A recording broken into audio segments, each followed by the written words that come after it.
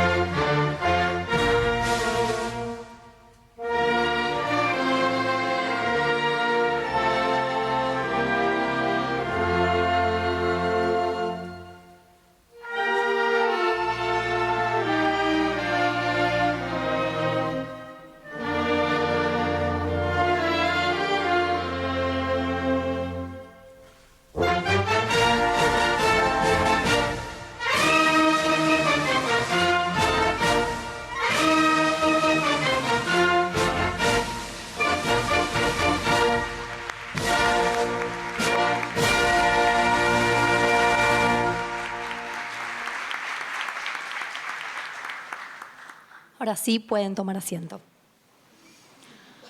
A continuación se leerá la resolución del Consejo Superior número 440 del 2018 que otorga al doctor Francisco Martínez Mojica el título de doctor honoris causa, máxima distinción de esta Casa de Altos Estudios.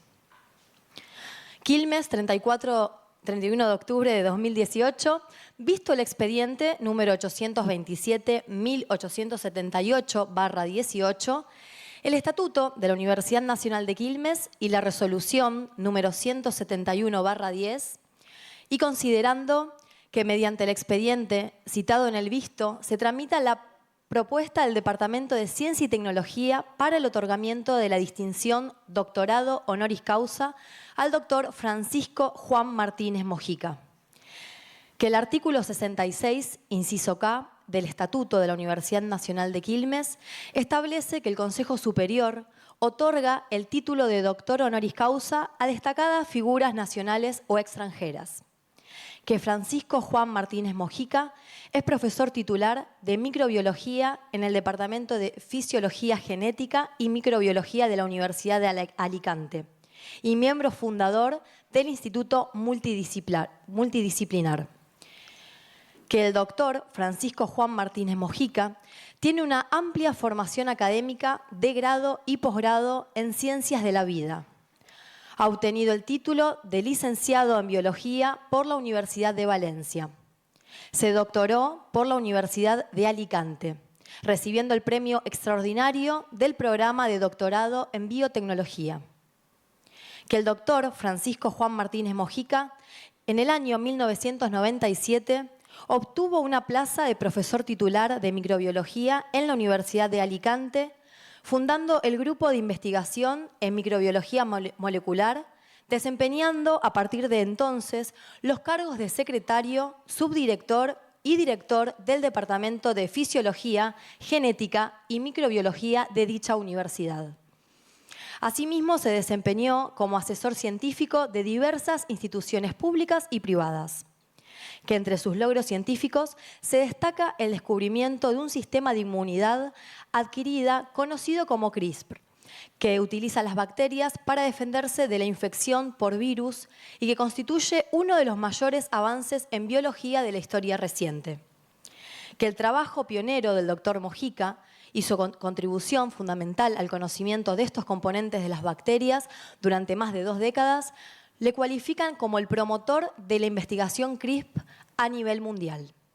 Que gracias a los aportes del doctor Mojica en este campo se han desarrollado herramientas de laboratorio excepcionales que se pueden emplear para la manipulación genética en cualquier ser vivo, incluidos los seres humanos, simplificando enormemente la investigación en biología y medicina para, por ejemplo, estudiar procesos genéticos complejos como los implicados en el desarrollo embrionario, carcinogénesis, trastornos neurodegenerativos y otras enfermedades que hasta la fecha son intratables o muy difíciles de abordar. Que en vista de su destacado desempeño profesional, el doctor Mojica ha recibido más de 30 distinciones nacionales e internacionales, entre las que se destaca la reciente designación como miembro de la Academia Europea de Microbiología. Que en su producción académica cuenta con más de un centenar de contribuciones científicas en forma de artículos en revistas internacionales. Para más de 25 revistas científicas internacionales de gran prestigio y evaluador habitual de proyectos de investigación para agencias tanto nacionales como extranjeras. Que las comisiones de asuntos académicos y de investigación y desarrollo del Consejo Superior han emitido despacho favorable. Que la presente se dicta en ejercicio de las atribuciones que el Estatuto Universitario le confiere al Consejo Superior. Por eso, el Consejo Superior de la Universidad Nacional de Quilmes resuelve, artículo primero, otorgar el título Doctor Honoris Causa de la Universidad Nacional de Quilmes al doctor Francisco Juan Martínez Mojica.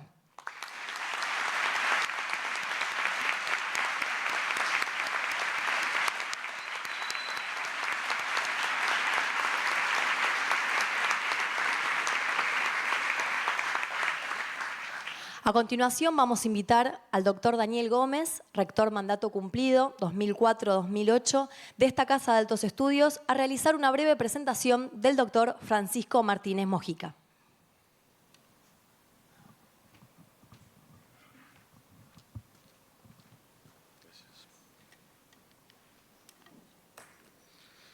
Buenas tardes. Nos encontramos hoy aquí para conferir al doctor Martínez Mojica el más alto grado que otorga una casa de altos estudios, el doctorado honoris causa, es decir, por causa de honor. Honor, una cualidad que conduce al cumplimiento de los deberes, respeto a sí mismo y a los semejantes, es la buena reputación que sigue a la virtud, al mérito o a las acciones de servicio, las cuales trascienden a las personas, a las instituciones y a las acciones mismas que hoy se le reconocen. En contadas ocasiones en nuestra vida tenemos la oportunidad de conocer en primera persona a un grande de la ciencia, y menos ser testigos directos del noble proceder de un hombre al cual le aturden los elogios. Sería muy vergonzoso para mí hablar de sus logros, cuando su descubridor lo explicará ahora mucho mejor. Pero sí quiero recalcar que comenzó sus descubrimientos haciendo el doctorado a los 28 años, con muy poco dinero. Y desarrolló, con el paso del tiempo, esta estructura, descubrió esta estructura que explicará y que constituye un sistema inmune, adaptativo, de las bacterias para defenderse de los virus. CRISPR-Cas puso el doctor Martínez Mojica como nombre a su descubrimiento y hoy CRISPR-Cas se constituye en una herramienta utilizada todos los días por miles de laboratorios en todo el mundo.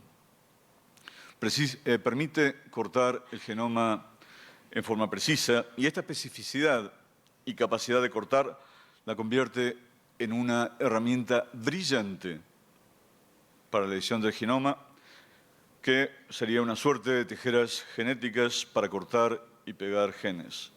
Y en el día de hoy, con modificaciones y con avances, este sistema puede utilizarse más allá de las bacterias y en diversas células, animales, vegetales, humanas. Y podríamos decir, debemos decir que es uno de los mayores avances en la historia de la biología reciente y que ha permitido el desarrollo de las posibilidades de alto valor en la investigación biológica y biomédica. Con su descubrimiento se había iniciado una revolución. Y verán ustedes luego que con este descubrimiento que nos permite hoy modificar el genoma con precisión, versatilidad, de forma más sencilla y barata que los métodos biotecnológicos anteriores, constituyen algo esencial. Quiero recalcar la palabra barata, porque tan barata es que en el medio de la terrible decadencia de la ciencia argentina, podemos hacerlo aún en nuestra universidad. De hecho, ya la estamos utilizando con éxito. Es incomprensible que no se entienda que la investigación científica es una necesidad para desarrollarnos como nación. Afortunadamente, esta universidad continúa financiando nuestros laboratorios porque para muchos de nosotros sería imposible sobrevivir de otra manera. Decía antes que estábamos frente a una revolución. Y por supuesto, como toda revolución de los paradigmas biológicos, surgen dudas éticas. Y es sano que pase eso. porque nos invita a establecer regulaciones, acuerdos globales, legislaciones potentes. Y siempre pasó. Pasó con el descubrimiento de los rayos X por Marie Sklodowska y Pierre Curie. Pasó con la ingeniería genética en los años 70, pasó con la clonación años más tarde. Gracias a la ciencia y a sus creadores hemos conseguido logros extraordinarios en el desarrollo humano, social y material. Creo personalmente que se ha dado un uso maravilloso a la ciencia. Obviamente, cualquier progreso puede ser adverso si su destino es nocivo, pero, por ejemplo, no podemos criticar a Edison y a Tesla por darnos la electricidad y luego culparlos porque exista la silla eléctrica. Por ende, la ciencia como conocimiento no es ni buena ni mala. Lo que puede ser malo es la aplicación que se haga de este conocimiento. Hoy alabamos a Francis, pero no fue fácil para él recorrer este camino. Cuando encontró este sistema inmunitario adaptativo, salió a festejar esa noche con unos buenos jeans y luego empezó a escribir su paper, el cual fue sistemáticamente rechazado por las mejores revistas y tardó muchos meses hasta que finalmente fuera publicado y que una revista aceptara su descubrimiento. Es que en un comienzo sonaban tan descabellados sus hallazgos que ninguna revista prestigiosa quería publicarlo. Y un día, ese trabajo que no quería ser publicado transformó el mundo. 3 años atrás, tardíamente, la prestigiosa revista Cell publicó una editorial llamada Los héroes de CRISPR, donde se dice, y lo voy a leer textualmente, el una vez oscuro sistema microbiano, descubierto 20 años antes en un pantano salino de España, era ahora el foco de numerosos especiales de las revistas más prestigiosas, titulares en los periódicos más importantes, intereses de las compañías biotecnológicas. Y finaliza diciendo, CRISPR había llegado. Bueno, en realidad había llegado mucho antes, Se dieron cuenta tarde, pero había llegado muchas antes. Durante más de 2 décadas, Francis había sido, si no el único, uno de los pocos investigadores interesados en la función de los sistemas CRISPR-Cas, lo cual lo califica hoy como el padre de esta tecnología en todo el mundo. Él recorrió ese camino difícil, y es difícil el camino de un científico. A veces vamos a contramano de la vida, a veces nos hemos sentido como el personaje de Arturo Pérez Reverte, Don Diego Alatriste, cuando dice, es hora de pelear. ¿Contra quién?, le preguntan. Y él contesta, contra la estupidez, la maldad, la superstición, la envidia y la ignorancia, que es como decir, contra el mundo y contra todo. Por suerte, veo muchos jóvenes en el laboratorio. Les pido que vean a nuestro invitado como una guía y una inspiración. Sepan ustedes que la perseverancia es lo fundamental y que en la edad de ustedes es donde están plenos de energía, de convicción, pero especialmente de corazón para seguir adelante. Hoy, felizmente, es un día de reconocimiento al trabajo original de un gran hombre. Hoy es un día para reconocerlo y para admirarlo. Pero él es también motivo de nuestro afecto. Él ha recibido numerosas distinciones, premios, y va a recibir muchos más, y aún más importantes. Es un orgullo que con su apretadísima agenda se haya hecho un lugar y aceptado la máxima distinción de esta universidad. Decía al principio que el doctor Martínez Mojica es muy poco dado a los elogios. Y él siempre dice, como que no hizo nada, ¿no?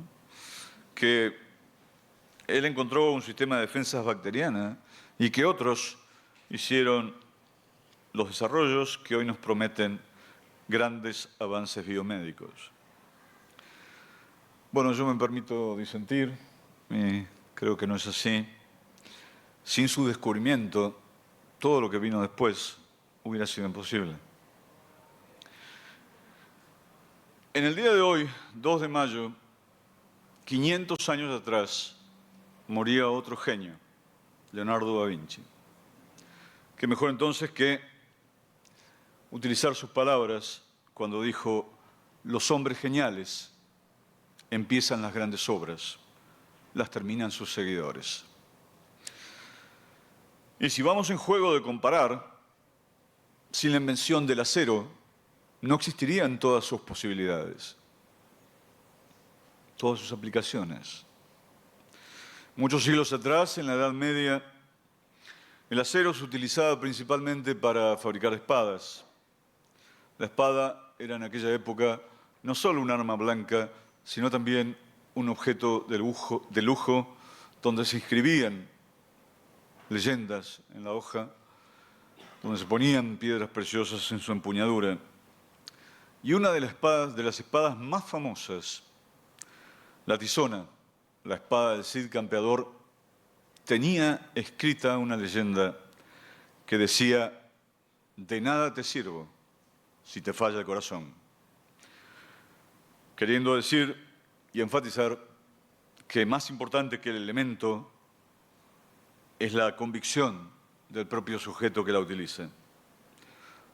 Ojalá aprendamos nosotros de la sabiduría de nuestro ilustre visitante, especialmente sobre eso, sobre cómo seguir adelante y que nunca, pero nunca, nos falle el corazón. Gracias, Francis. Gracias a todos.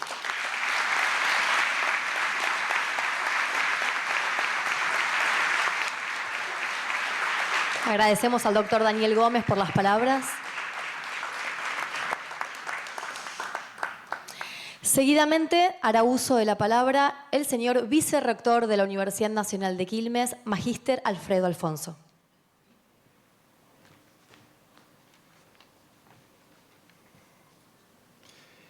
Buenas tardes a todas y todos. Voy a hablar brevemente de la inversión en ciencia vinculada al Producto Bruto Interno en distintos lugares del mundo. Corea del Sur encabeza este índice con el 4,3%, casi el mismo índice que Israel. Luego le siguen Japón y los países nórdicos, escandinavos, Dinamarca, Suecia, Finlandia, con el 3,3%. Tenemos la inversión de Estados Unidos cerca del 3%, al igual que Alemania. China ya llegó al 2,1% de inversión en ciencia vinculada a PBI. Un promedio de la Unión Europea nos da 2,2%, y allí destaco el 0,99% de Grecia, un país que está en fuerte crisis económica y que en los últimos años fue creciendo en su inversión en ciencia, pese a la enorme crisis en la que está pasando.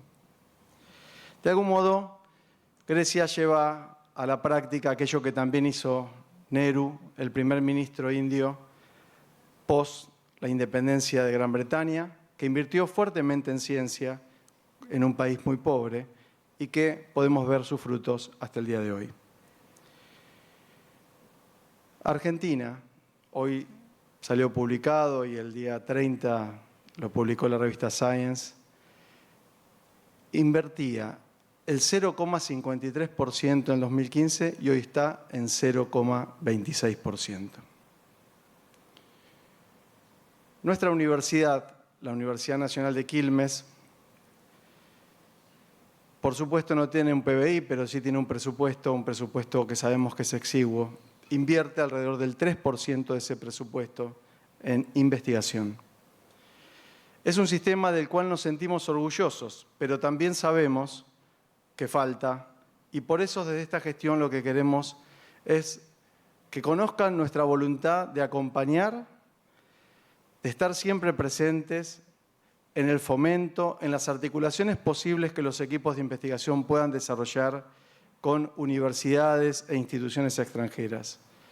Vamos a acompañar, vamos a estar dispuestos a contribuir con las contrapartes necesarias, porque eso lo creemos y lo sostenemos. También decirles que este acto, esta distinción al doctor Francisco Martínez Mojica, del cual nos sentimos orgullosos y agradecemos la gestión al doctor Daniel Gómez.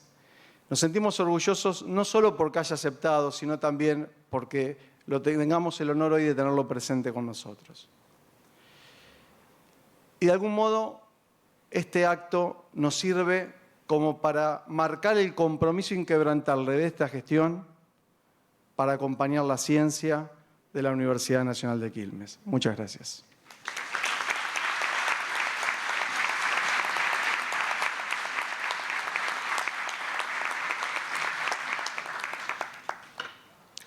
Ahora sí, vamos a escuchar las palabras del señor rector de la Universidad Nacional de Quilmes, doctor Alejandro Villar. Bueno, buenas tardes a todas y a todos. En primer lugar, quiero agradecer primero la presencia de todas y de todos ustedes. Sabemos que ha venido gente de La Plata, de la UBA, de Hurlingham, así que por lo menos de allí. Bienvenidos a esta su casa. Agradecer también al rector mandato cumplido, a mi amigo Daniel Gómez, por cómo se ocupó de esta tarea, de esta organización, de hablar con Francisco, de que estemos hoy aquí, se lo debemos a Daniel. Y obviamente también a Francisco que nos acompaña hoy y que, como bien ya se dijo, se hizo un lugar en su apretada agenda, así que muchas gracias.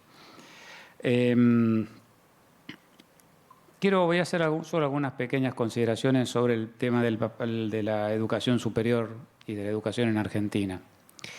Los otros días tuve la suerte de compartir un panel con Dora Barrancos, y especialista en historia de las mujeres, y contaba cómo, digamos, aquellos inmigrantes que a finales del siglo XIX y principios del XX venían a la Argentina buscando trabajo, también pesaba en esa decisión saber que había educación pública y gratuita para sus hijos en estas tierras.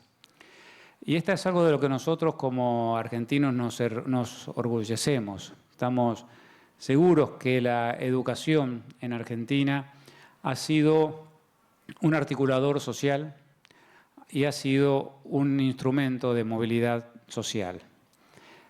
Y hoy en día hay que reconocer en ese lugar cuál es el lugar de la educación superior.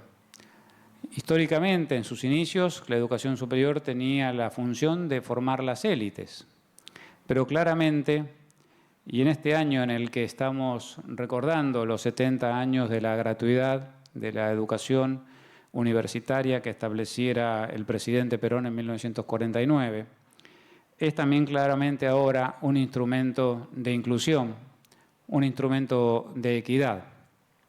Todos sabemos el impacto que las universidades del conurbano y las nuevas universidades creadas en todas las provincias y en el interior de las provincias están generando en términos de accesibilidad, en términos de la posibilidad de que cada vez más jóvenes puedan ingresar a la universidad proveniendo de los sectores sociales que provengan. Y la educación superior, la formación, junto con la ciencia y la tecnología, tienen que ser el motor para el desarrollo de nuestro país. Si queremos dejar de ser un mero exportador de materias primas, es necesario incrementar la inversión en educación superior y en ciencia y tecnología. ¿Y por qué lo uno? Porque los científicos y los tecnólogos de nuestros países no salen de otro lugar que no sea la educación pública. La formación de todos los científicos que están en el CONICET y aquellos que merecen estar y no han estado y han sido excluidos en este proceso de achicamiento de la ciencia y la tecnología, han sido formados por las universidades públicas y financiados por esa formación. Y tenemos que estar orgullosos de la formación que nosotros le estamos dando a nuestros científicos en el sistema universitario argentino. Y finalmente, decir que el otro motor es la ciencia y la tecnología.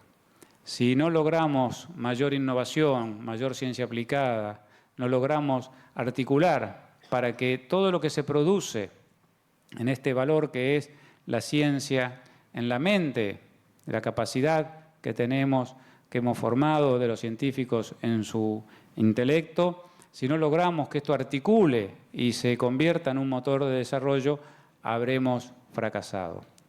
En la Universidad Nacional de Quilmes, finalmente, estamos comprometidos con esto, estamos comprometidos con la ciencia, comprometidos con la tecnología, con la innovación, con la vinculación tecnológica. Y es por eso que seguimos financiando, haciendo un gran esfuerzo, y es por eso que vamos a seguir exigiendo a este y a todos los gobiernos nacionales que tienen que financiar la educación, tienen que financiar la educación superior y tienen que financiar la ciencia y la tecnología para poder dejar de ser un país subdesarrollado. Muchas gracias.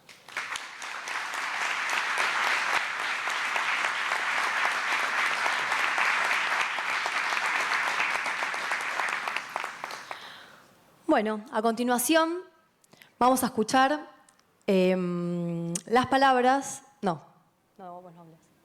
Ahora le vamos a entregar el doctor honoris causa. Invitamos entonces al señor rector y al señor vicerrector de la universidad que harán entrega de la medalla y el diploma correspondiente al título doctor honoris causa al doctor Francisco Martínez Mojica.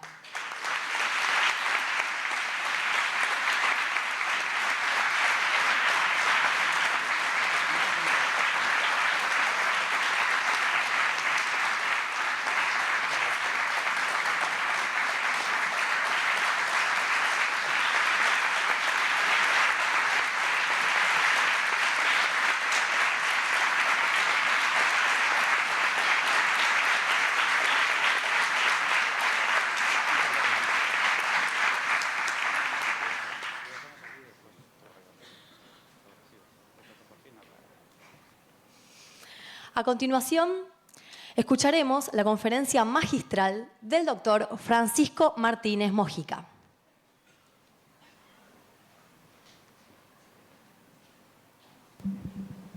Con esto tengo independencia de movimiento. Antes de la clase magistral, bueno, quería hacer un par de comentarios. Buenas tardes, lo primero.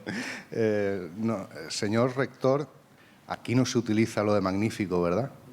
Sí, en España es obligado. Señor rector magnífico, aunque no lo sea.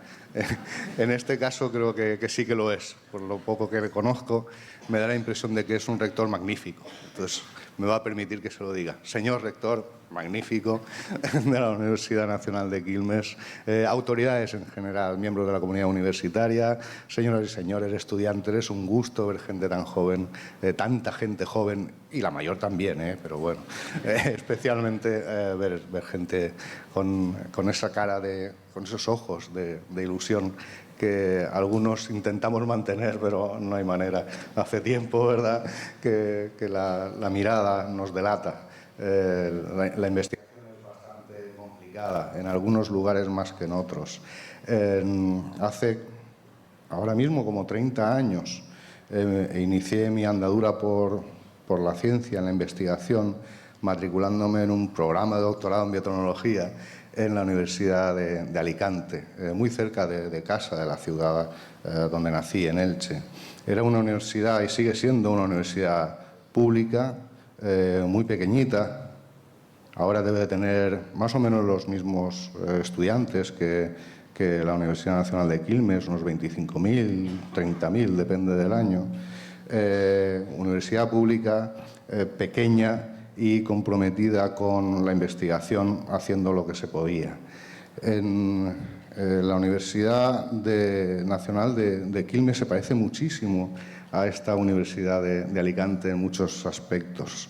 Es una universidad relativamente pequeña, una universidad pública comprometida con la educación de calidad y haciendo lo que se puede hacer en investigación, con mucho interés y mucho esfuerzo por su parte, seguro. Dedicarse a la investigación es bastante complicado, no es un camino de rosas, como solemos decir nosotros. En instituciones como estas, vamos a ver, no estamos en Harvard, no estamos en Oxford, en Cambridge, etcétera, etcétera, y tampoco estamos ni en Corea del Sur, ni en Japón, ni en Australia, en Israel, en Estados Unidos, etcétera. La financiación en la investigación en nuestros respectivos países, desde luego, no se puede decir que sea excelente. Deja mucho que desear. Sin embargo, algunos pensamos que merece la pena seguir luchando y, bueno, yo creo que no hay ningún trabajo en el que haya problemas, en el que haya situaciones difíciles y, en ese sentido, la investigación no es una excepción. Desde luego que el recibir este reconocimiento es tremendamente especial para mí. En cualquier reconocimiento a la ciencia, uno tiene que agradecer necesariamente que tenga lugar ese reconocimiento de la labor científica. Pero es que encima, si viene, como es en este caso, de quien conoce bien el valor extraordinario, el valor extra de conseguir investigar en circunstancias no siempre muy positivas, digamos, o en circunstancias ideales, pues este valor o este reconocimiento y este agradecimiento es todavía mayor. De manera que 1.000.000 de gracias, señor rector de la Universidad Nacional de Quilmes, por honrarme con este nombramiento. Muchísimas gracias por hacer que mi nombre forme parte ya para siempre de la Universidad Nacional de Quilmes, que lo llevaré con muchísimo orgullo. Muchísimas gracias a todos, muchísimas gracias a la Universidad de Quilmes, muchísimas gracias, doctor Daniel Gómez, muchísimas gracias, Daniel, amigo, hermano.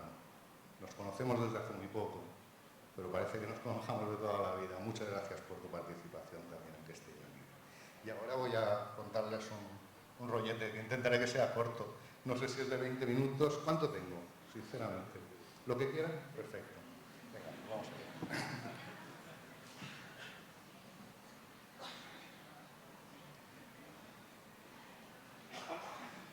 Bueno, vamos a ver de qué hablamos. La recompensa del saber por saber. Yo diría las recompensas del saber por saber. Vamos a empezar hablando de estos dos investigadores, Guadalupe Juez Pérez y Francisco Eduardo Rodríguez Valera, mis tutores de tesis hace muchos años ya. Profesores de la Universidad de Alicante que estaban especialmente interesados en estudiar un microorganismo muy raro que se llamaba Aloceras mediterraneae porque se aisló allí en unas salinas solares al lado de la Universidad de Alicante. Estas salinas solares de la ciudad de Santa Pola, donde se encuentran estos microorganismos y muchos más que participan en esa coloración típica rojiza, rosada, dependiendo de la concentración de sales del medio. Estos microorganismos eran capaces de sobrevivir incluso a saturación de sal. Estas manchas rojas que ven aquí son microorganismos halófilos extremos que son capaces de sobrevivir en esas condiciones con un mínimo de salinidad. Y lo que pretendía averiguar era cuáles eran los mecanismos moleculares que permitían a estos microorganismos crecer y adaptarse a cambios en la salinidad del medio de una forma espectacular. Este es el mismo microorganismo crecido en un medio cultivo con una concentración de sales que el que crece en este medio con una otra concentración de sales. Dependiendo de la salinidad, producían o no un plastilina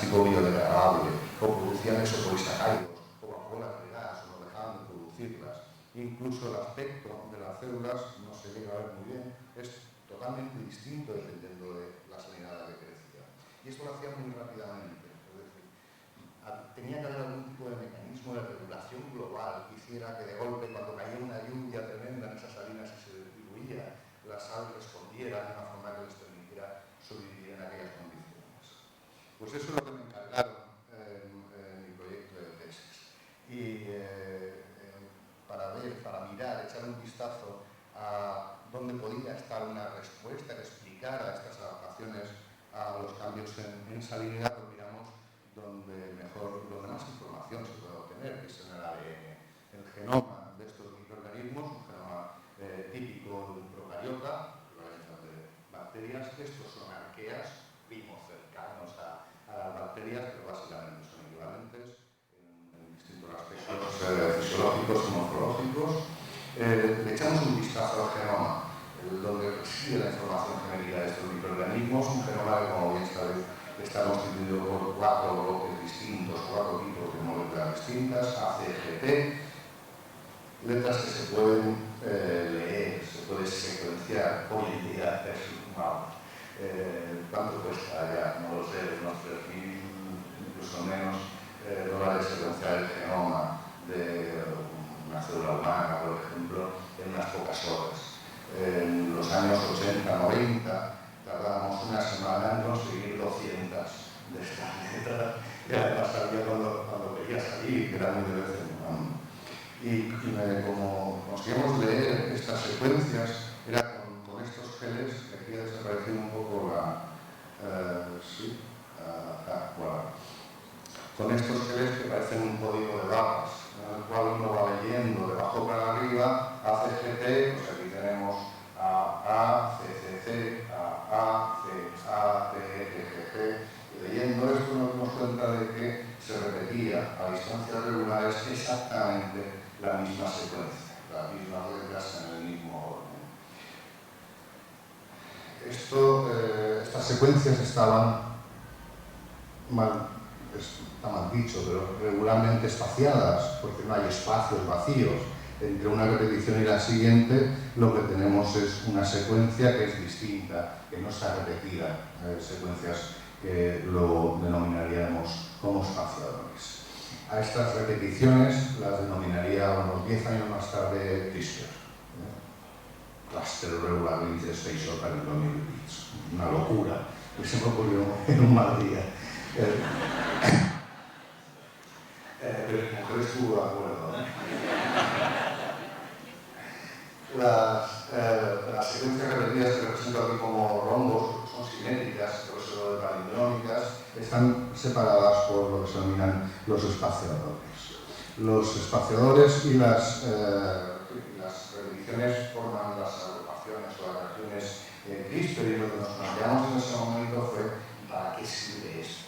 Esto que nos hemos encontrado en el genoma de estos bichos tan raros, vamos a ver para qué lo utilizan estos microorganismos. Y lo que observamos fue, en primer lugar, que estas reacciones CRISPR se veían a distintas concentraciones de sales, a distintas salinidades, se producían estas manchas en estos geles que nos estaban diciendo que las células se estaban molestando en leer esa información en distintas concentraciones de sales, en distintas salinidades, lo cual quiere decir que no estaban implicadas en absoluto a la adaptación a la sal, que era lo que nosotros estábamos buscando inicialmente. Lo segundo que nos planteamos fue determinar si aquellas secuencias se unían a alguna estructura, buscando qué es lo que estaban haciendo, y no se unían a ninguna estructura. Bueno, en un procariota de estos hay poco donde mirar, las únicas estructuras a las que se puede unir es la envoltura, la membrana. No se unían a estas membranas, tampoco se unían a proteínas citoplasmáticas. Vimos a ver si tenían algún efecto sobre la topología, la estructura del ADN, cosa que en principio parecía bastante probable, nada de nada, hasta que obtuvimos algún experimento manipulando estas secuencias. Realmente lo que hicimos hicimos fue aumentar o introducir estas regiones CRISPR-espaciador en unas moléculas, plásmidos, moléculas pequeñas, que se introducían dentro de estas células a ver qué pasaba, y lo que pasaba es que las células se morían, nada menos. De manera que tenían algún efecto, pero seguíamos sin saber para qué servían y qué función cumplían. Así nos pasamos unos cuantos años y mientras tanto descubrimos que había secuencias parecidas en cuanto a ese patrón regular, ese espaciamiento en 20 especies distintas de procariotas, de arqueas y bacterias, que pertenecían a grupos taxonómicos muy distintos. Es un árbol filogenético, ramas en las cuales la longitud de las mismas te está diciendo la relación evolutiva entre distintos grupos, lo cual nos estaba indicando que muy probablemente estas secuencias repetidas presentes en todos estos grupos estaban ya presentes en el ancestro común de todos los procariotas y probablemente de todos los seres vivos. Es decir, probablemente tenían un origen de hace unos 3.500 millones de años y se habían mantenido durante todo este tiempo en muchos grupos microbianos. Incluso más interesante, estos grupos de microorganismos que contenían estas repeticiones eran habitantes de ambientes muy distintos, desde ambientes salinos hasta yogur, pulmones, intestino, ambientes con altísima temperatura o con un pH muy ácido. Es decir, prácticamente en cualquier ambiente encontramos microorganismos que llevaban estas secuencias. Por lo tanto, no tenían que estar implicadas en ninguna peculiaridad de adaptación a dichos ambientes, sino en algo mucho más general. Esto andábamos por el año 2000. En el año 2002 supimos que las CRISPR no estaban solas. Junto a las agrupaciones CRISPR y exclusivamente en genomas que tenían CRISPR había unos genes, unidades de información que dan lugar a la síntesis de proteínas que denominamos Cas, de CRISPR Associated. Por lo tanto, ya pasamos a hablar de sistemas CRISPR o de repeticiones CRISPR a sistemas CRISPR-Cas, aunque a mí lo de Cas sigue sin gustarme, prefiero referirme a sistemas CRISPR en general. Seguíamos sin saber para qué servían, qué es lo que hacían, hasta que descubrimos que muchas de estas regiones espaciadoras que hay entre las repeticiones procedían de elementos genéticos invasores, fundamentalmente de virus.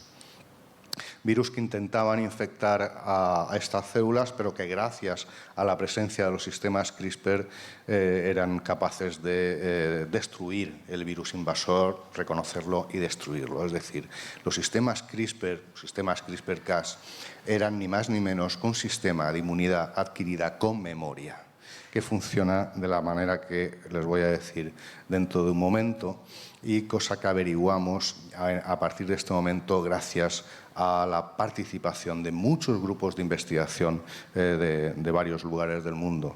En el año 1987, este grupo japonés, dirigido por Nakata, había encontrado unas repeticiones regularmente espaciadas en E. coli, pero no le hizo ni puñetero caso, no hicieron absolutamente nada con ello a partir desde entonces, lo cual fue realmente sorprendente. Durante muchos años estuvimos trabajando en estas repeticiones, intentando saber para qué servían. Cuando conseguimos saber lo que hacían, en ese momento se subieron al carro unos cuantos grupos de investigación. En el año 2002, este grupo de holandeses describió los genes Cas y después vinieron unos genios, entre los cuales, desde mi punto de vista, hay que destacar, no porque esté en Argentina precisamente, sino porque le digo siempre, a Luciano Marraffini. Este señor argentino que trabaja ahora mismo en la Rockefeller llevó a cabo unos experimentos de los que dan envidia, de los que dice, jolín, ¿por qué no se me ocurrió a mí esto? Porque no tienes la cabeza que tiene este tío, que es un fenómeno. Es duro decirlo, pero es así. También participó un grupo francés, Rodolphe Barrangou, que trabaja en Estados Unidos, Canadá, Holanda, etc. No muchos, pero suficientes como para darle un enorme impulso al campo CRISPR y definir cuál era el mecanismo por el cual estos sistemas conferían inmunidad frente a virus. Esta arañita que hay aquí es un virus, un bacteriófago, que está intentando infectar a a una bacteria, y lo que hace el individuo es introducir su material genético dentro de la célula.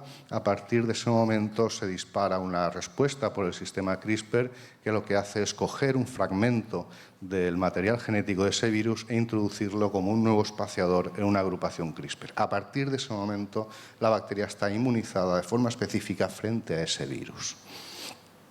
Si a continuación tiene lugar una producción de los RNAs que habíamos detectado muchos años antes, derivados de estas agrupaciones CRISPR, podemos decir que la célula está protegida, está vigilante, buscando en todo momento si vuelve a aparecer por aquí aquel invasor insensato.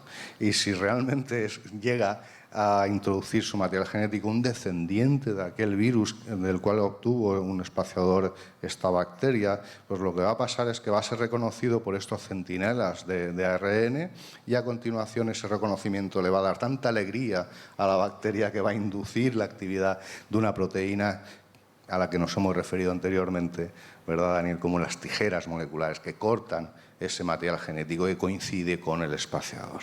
Es decir, podemos destruir, y es lo que hacen en estos sistemas CRISPR-Cas en sus hospedadores naturales. De manera que tenemos un sistema inmunológico que se puede utilizar en biotecnología para proteger bacterias frente a la infección por virus. De una forma muy sencilla. Tú le puedes crear falsos recuerdos a una bacteria. Aunque no haya sido nunca infectada por un virus, si tú conoces la secuencia de ese virus, coges un cachito de ADN, se lo introduces en una agrupación CRISPR y lo que vas a conseguir es que ella crea que en algún momento ese virus, cuando lo infecta, guardó esa memoria y lo identificó como un enemigo, de manera que gracias a ese nuevo espaciador va a destruir ese virus. Esto es un problema muy habitual, sobre todo en procesos biotecnológicos relacionados con la producción de alimentos, producción de yogures, etcétera, en los que estas bacterias producen infección muy frecuente por virus. Las puedes proteger, las puedes vacunar a estas bacterias frente a los virus que los suelen atacar. Y podemos hacer todo lo contrario, podemos dar la vuelta a la pistola, podemos hacer que el sistema que protege a bacterias ahora las mate. Puedes convencer a una bacteria de que se suicide. Eso quiere decir que tú puedes utilizar los sistemas CRISPR como antimicrobianos, y no unos cualquiera, sino unos microbianos selectivos que solamente matan a bacterias, que te diría yo, que contengan la información para la producción de la toxina botulínica o la toxina Shiga, o que sean resistentes a antibióticos. ¿De acuerdo? De manera que podemos diseñar antimicrobianos específicos de secuencia que solamente maten a microorganismos patógenos y respeten a los microorganismos beneficiosos que forman parte, por ejemplo, de nuestra microbiota. ¿Qué más podemos hacer? Podemos almacenar datos. Podemos utilizar esta capacidad de introducir fragmentos de ADN en las regiones CRISPR para almacenar cualquier tipo de información, en este caso información de imágenes, información de un vídeo. Bueno, realmente es un GIF, pero bueno, varias imágenes codificadas en forma de ADN que luego se pueden decodificar para recuperar dicha información. Bien, no me voy a extender más, perdona que me haya extendido quizá demasiado, pero claro, es que soy microbiólogo, entonces tengo que hablar de estas cosas, aplicaciones en procariotas que son muchas, pero desde luego yo no estaría aquí si la historia terminara donde les he contado. Estoy aquí porque estos sistemas CRISPR o herramientas o componentes de estos sistemas CRISPR se pueden transferir a cualquier tipo celular. Y una vez que lo haces, vamos a ver qué podemos hacer en estas células de eucariotas, células de mamíferos, células de animales o células de plantas. Podemos utilizar estos sistemas CRISPR como chivatos para registrar eventos celulares y que en un momento determinado nos digan: la cosa va mal, chaval, te ha subido el nivel de colesterol o el nivel de azúcar, o tienes una célula cancerígena en tu intestino. Puedes proteger plantas, y se ha hecho, frente a infección por virus. En principio también podrías proteger a animales frente a infecciones por virus. Puedes controlar la expresión génica, es decir, o anular o activar la transcripción de genes, la lectura de la información genética, insisto, en plantas o animales. Puedes detectar ácidos nucleicos como nunca antes se había podido realizar con una capacidad de detección bestial. Puedes modificar la secuencia del ARN, de esos mensajeros que llevan la información del ADN.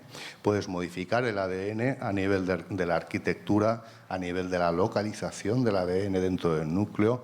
Puedes hacer cambios químicos en el ADN, por ejemplo, cambios que afecten a la secuencia. Lo que comentábamos antes, puedes editar genes como nunca antes se había podido hacer.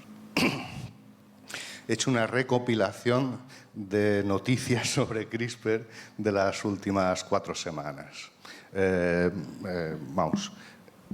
Cada día se publican entre 10 y 15 artículos relacionados con CRISPR.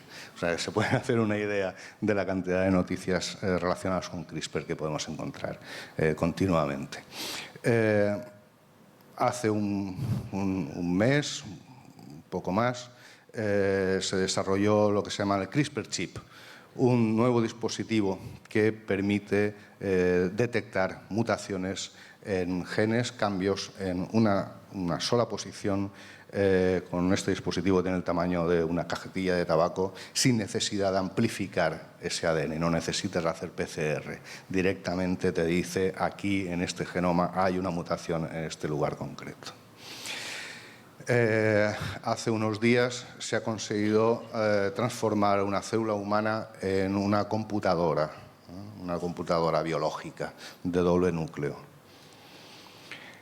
Gracias a CRISPR se han identificado cientos de nuevas posibles dianas de drogas anticancerígenas. Con CRISPR se puede modificar prácticamente lo que uno quiera. Antes, cuando uno modificaba un gen, editaba una posición en un gen de una célula, montaba una parrillada para toda la familia y todos los amigos. Aquello era tremendo. Ahora consiguen editar, hace poco, hasta 13.000 posiciones en una sola célula. Nos quedamos alucinados no hace mucho cuando consiguieron eliminar 60 y tantas copias de un virus dentro de una célula, o cuando consiguieron hacer 100 cambios dentro de una célula, 100 ediciones. Ahora son 13.000, sin afectar a la viabilidad de la célula. Esto se hace simplemente unos días, creo que fue estando... Sí, ¿verdad? Lograron un antídoto contra la medusa más letal utilizando la técnica CRISPR. En el campo de agricultura es tremendo. En algunos casos yo no llego a ver la gracia, tampoco he tenido tiempo de leerlo, pero bueno, tomates muy pequeñitos, los tomates más pequeñitos para la comida de astronautas. No sé yo cuál es la razón de aquello, pero sí que hay una razón muy importante en la siguiente aplicación también de hace unos días. Se han editado plantas, se han generado superplantas para que se puedan adaptar al cambio climático, lo cual no es ninguna tontería.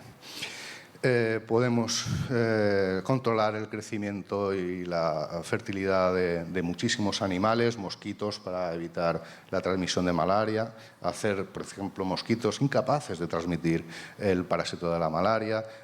Hace muy poco han conseguido también generar cucarachas estériles.